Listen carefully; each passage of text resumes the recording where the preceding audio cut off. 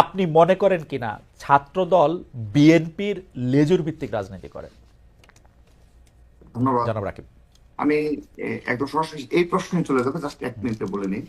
যখন যেহেতু হানান মাসুদ কথা সূচনা করেছে, আমি ওদের প্রতি শুভকামনা রইল।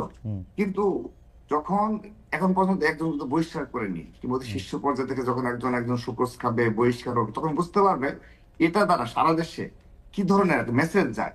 একটা বাজে মেসেজ যায় কারণে এর আজকের দিন পর্যন্ত ওদের সংগঠনের একজনের বিরুদ্ধে কোনো ব্যবস্থা নেয়নি। নিলে দেখা যাবে যে তৃণমূলের প্রভাব করবে। তো যা হোক, আমি ওদের অত্যন্ত সাফল্য কামনা করি, এবং বহিষ্কারের ও যেভাবে হেসে উড়িয়ে দেয় প্রতিটা টকশুতে দেখি যে এই বহিষ্কার হ্যান্সের এদের একটা নেগেটিভ দাঁড় করা। তো এটা যখন নিজ দলে 100 নেতাকর্মীর বিরুদ্ধে অভিযোগ অলরেডি হয়েছে, অনেক ব্যবস্থা নেওয়ার মতো শতাধিক অভিযোগ রয়েছে, একজনকে নেয়নি, কারণ ওই যে বাজে মেসেজ যাবে।